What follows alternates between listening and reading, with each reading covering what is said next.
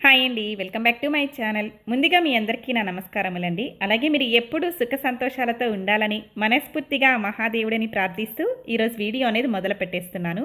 మీ అందరికీ కూడా మహాశివరాత్రి శుభాకాంక్షలు.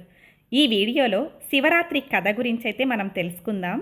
సాక్షాత్తు శివుడే పార్వతీదేవికి చెప్పిన పవిత్ర గాథ. శివరాత్రి అంటేనే ఉపవాసం, జాగరణ. ఇవి మిగతా పండుగలతో పోలిస్తే మహాశివరాత్రి రోజు ప్రత్యేకం. రాత్రివేళ పూజలు ఆచరించడం ఈ శివరాత్రి పండుగ రోజు చూస్తాం. శివరాత్రి రోజు శివుడికి బిల్వ పత్రార్చనలు, రుద్రాభిషేకాలు, రుద్రాక్ష మాల ధారణలు, విభూది ధారణలు ఈ శివరాత్రి రోజు చేస్తుంటారు. అయితే కేవలం ప్రతిరోజు లాగానే ఏదో పూజలు, అభిషేకాలతో శివుడిని పూజించడమేనా, లేదా ఈ పండుగ వల్ల ఏమైనా ఇతర ఆధ్యాత్మిక ప్రయోజనాలు ఉన్నాయా అని ఆలోచిస్తే ఉన్నాయి అనే సమాధానమే మనకి కనిపిస్తుంది. అందుకే ఉదాహరణగా లింగ పురాణంలో ఒక చక్కటి కథ ఉంది. ఆ పరమశివుడు చెప్పిన కథ ఏమిటి అంటే, శివుడి ఆజ్ఞ లేనిదే చీమైనా కుట్టదు అనే విషయం మనందరికీ తెలిసిందే. ప్రకృతిలో దైవాజ్ఞ లేనిదే ఏమీ జరగదనే విషయం ఈ సామెత ద్వారా మనకి అర్థమవుతోంది. ముఖ్యంగా మహాశివరాత్రి పర్వదినం రోజున ఆ పరమేశ్వరుడి ఆజ్ఞ లేకుండా ఏదీ జరగదు. అందుకే శివరాత్రి రోజు పరమశివుడి అనుగ్రహం కోసం భక్తులు ఉపవాసాలు, జాగరణలు, అలాగే రుద్రాభిషేకాలు, రుద్రాక్ష మాల ధారణలు, విభూది ధారణలు చేస్తూ ఉంటారు. అయితే ఈ పర్వదినం రోజు ఏదో పూజ చేశామంటే చేశాం అనేటట్లు కాకుండా కఠినమైన భక్తి శ్రద్ధలతో ఆచరిస్తే ఆ పరమేశ్వరుడి అనుగ్రహం తప్పక మనకి కలుగుతుంది. ఈ ప్రశ్నకు సమాధానం మనకి తెలియాలి అంటే సాక్షాత్తు ఆ పరమేశ్వరుడే మహాశివరాత్రి పూజా వ్రతం విశిష్టతను ఒక కథ రూపంలో పార్వతీమాతకు చెప్పాడట. ఇక ఆ కథేమిటో ఇప్పుడు తెలుసుకుందాం. అది తెలుసుకునే ముందుగా ఇప్పటి వరకు మన ఛానల్ని సబ్స్క్రైబ్ చేసుకోకుండా వీడియో చూస్తున్నట్లయితే తప్పకుండా సబ్స్క్రైబ్ చేసుకొని పక్కనే ఉన్న బెల్ ఐకాన్ యాక్టివేట్ చేసుకోండి. అలా చేసుకుంటే నేను పెట్టే ప్రతి వీడియో కూడా మీ వరకు వస్తుంది. అలాగే వీడియోని ఎక్కడా కూడా స్కిప్ చేయకుండా చూడండి, మంచి ఇన్ఫర్మేషన్ అయితే అందుతుంది. పూర్వం ఒక బోయవాడు ఉండేవాడు. వేట అతని వృత్తి.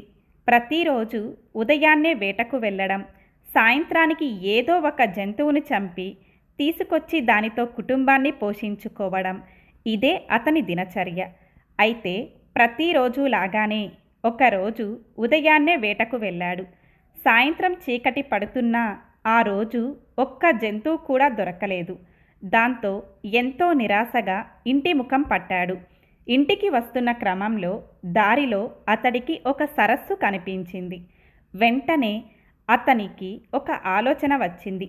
రాత్రిపూట కదా, ఏదో ఒక జంతువు సరస్సు దగ్గరకి నీళ్లు తాగడానికి వచ్చి తీరుతుందని, దానిని వేటాడొచ్చని భావించి ఆ సరస్సు పక్కనే ఉండే ఒక చెట్టెక్కి కూర్చున్నాడు.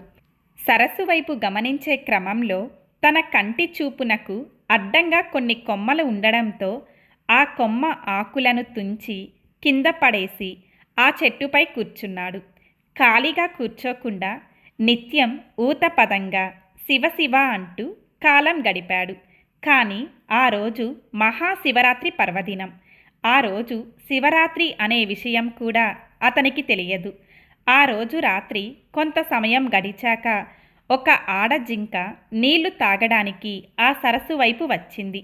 వెంటనే బోయవాడు ఆ జింకకు బాణాన్ని ఎక్కుపెట్టాడు. అది గమనించిన ఆ జింక తాను గర్భం దాల్చానని, తనను చంపకుండా వదిలిపెట్టాలని ప్రాధేయపడింది. మామూలుగా అయితే ఆ బోయవాడి మనసు చాలా క్రూరంగా ఉంటుంది. కానీ ఆ జింక పరిస్థితిని చూసిన బోయవాడు దానిని ఏమీ చేయలేక వదిలిపెట్టాడు. మళ్ళీ చెట్టు ఎక్కి కూర్చున్నాడు. మరికొంత సమయం గడిచింది. అప్పుడు మరో ఆడజింక అటుగా వచ్చింది. దానిని వేటాడుదాం అనుకునేలోపు ఆ జింక కూడా మానవ భాషలో, నేను నా భర్తను వెతుకుతూ విరహంతో కృశించిపోయి ఉన్నానని, నా బక్క చిక్కిన శరీర మాంసంతో నీ కుటుంబానికి ఆకలి తీరదు కాబట్టి నన్ను విడిచిపెట్టమని కోరింది. అంతేకాకుండా మరికొంత సమయం వేచి చూడు, ఏ జంతువు రాకపోతే నేనే తిరిగి వస్తాను, అప్పుడు సంహరించు అని వేడుకుంది. అలా ఆ జింకను కూడా విడిచిపెట్టాడు. అలా మరికొంత సమయం గడిచేసరికి ఒక మగజింక అక్కడికి వచ్చింది. ఇదే సరైన సమయం అని భావించి ఆ మగజింకను బాణంతో సంహరించుకుందాం అనుకునే సమయానికి అది కూడా మాట్లాడుతూ 2 ఆడజింకలు ఈ వైపు వచ్చాయా అని బోయవాడిని అడిగింది. అప్పుడు బోయవాడు అవును వచ్చాయి, తనను ఈరోజు ఏ జంతువు దొరకకపోతే తామే వస్తామని కూడా చెప్పినట్లు ఆ మగజింకకు చెబుతాడు. అవునా, అయితే ఆ 2 ఆడజింకలను ఒకసారి చూసుకొని వస్తానని ఆ తరువాత నన్ను సంహరించమని చెప్పి వెళ్ళిపోయింది. ఇంతలో తెల్లవారుజామున సూర్యోదయ సమయం ఆసన్నమైంది. ఇక ఆ బోయవాడు వస్తామని మాటిచ్చి వెళ్ళిన 3 జింకల కోసం ఆశగా ఎదురుచూస్తూ ఆ చెట్టు మీదనే కూర్చున్నాడు. ఇంతలో మరొక జింక దాని పిల్ల రావడం కనిపించింది.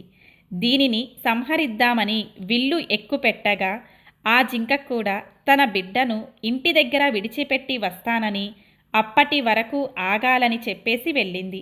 అలా మరికొంత సమయం గడిచేసరికి ఆ 4 జింకలు బోయవాడికి ఇచ్చిన మాట ప్రకారం సత్యనిష్టతో అక్కడికి రావడమే కాదు, మొదట తనను చంపమంటే తనను చంపాలంటూ ప్రాధేయపడ్డాయి.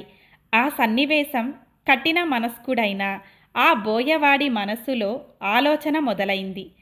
పరివర్తన వచ్చింది. అయితే ఆ రాత్రంతా బోయవాడు కూచున్నది మారేడు చెట్టు కావడం, అతడికి తెలియకుండానే శివ శివ అని శివనామస్మరణ చేయడం, తన కంటికి అడ్డు వచ్చిన మారేడు దళాలను కోసి కింద పడవేయడం చేశాడు. కానీ ఆ చెట్టు కిందన ఎప్పటిదో పాతకాలం నాటి ఓ శివలింగం ఉంది. అతడు చెట్టుపై నుంచి వేసిన మారేడు దళాలు శివలింగంపై పడ్డాయి. వేట కోసం 4 జాములు మెలకువతో ఉన్నాడు. అతనికి తెలియకుండానే జాగరణ ఫలితమూ దక్కింది. ఎంతో క్రూరాత్ముడు అయినప్పటికీ అతను చేసిన పుణ్యకార్యాల వల్ల అతడికి తెలియకుండానే మనస్సు నిర్మలమైంది. పైగా ఆ 4 జింకలు సత్యనిష్టతో తిరిగి రావడం అతడి మనస్సును పూర్తిగా మార్చివేసింది. అందులోనూ ఆ రోజు మహాశివరాత్రి పర్వదినం. ఆ రోజు శివరాత్రి పర్వదినమని అతనికి తెలియకపోయినా అనుకోకుండా చేసిన పుణ్యకార్యాల వల్ల అతడిలో సత్ప్రవర్తన కలిగింది. అప్పటి నుంచి హింసను విడిచిపెట్టాడు. ఆ జింకలు సైతం సత్యనిష్టతో ఉండడంతో పరమేశ్వరుడి అనుగ్రహం వల్ల ఆకాశంలో మృగశిర నక్షత్రంగా మారాయి. ఆ బోయవాడు సైతం మృగశిర నక్షత్రానికి వెనుక ఉజ్వలంగా ప్రకాశిస్తూ లుబ్ధక నక్షత్రం అనే పేరుతో నిలిచిపోయాడు. దీనిని బట్టి మనం గ్రహించాల్సింది ఏమిటి అంటే, హింస చేయాలి అని అనుకున్నప్పుడు ఒక క్షణకాలం పాటు ఆగి ఆలోచిస్తే మన మనసు ఆ ఆలోచన నుంచి మరలుతుంది. బోయవాడు విషయంలో కూడా ఇదే జరిగింది. జింకలను చంపాలి అని అనుకోవడంలో జరిగిన కాలయాపన అతడిని చివరకు అహింసామూర్తిగా, ధర్మచరణమూర్తిగా నిలిపింది. సత్యం, అహింసా మార్గాన్ని అనుసరించిన వారు స్థిరమైన కీర్తితో నిలిచిపోతారనే సందేశం ఈ శివరాత్రి కథలో మనకి కనిపిస్తుంది. చూసారు కదండి వీడియో. సాక్షాత్తు ఆ పరమశివుడే పార్వతీదేవికి చెప్పిన శివరాత్రి కథ. భక్తి శ్రద్ధలతో మనం ఆ పరమేశ్వరుడిని ఆరాధిస్తే ఆయన మన పూజలను తప్పక స్వీకరిస్తాడు. ఈ వీడియో కనుక మీకు నచ్చినట్లయితే ఖచ్చితంగా లైక్ చేయండి. అలాగే మీ ఫ్రెండ్స్ అండ్ రిలేటివ్స్కి మన వీడియో అనేది షేర్ చేయండి. మీ అమూల్యమైన అభిప్రాయాన్ని కామెంట్ బాక్స్లో కామెంట్ చేయండి. మరిన్ని ఇలాంటి ఇన్ఫర్మేషన్ వీడియోస్ మరిన్ని చూడాలి అనుకుంటే మన ఛానల్ని తప్పకుండా సబ్స్క్రైబ్ చేసుకొని పక్కనే ఉన్న బెల్ ఐకాన్ యాక్టివేట్ చేసుకోండి. మరి యొక్క చక్కటి ఇన్ఫర్మేషన్ వీడియోతో మళ్ళీ కలుసుకుందాం. Thanks for watching. ఓం నమః శివాయ.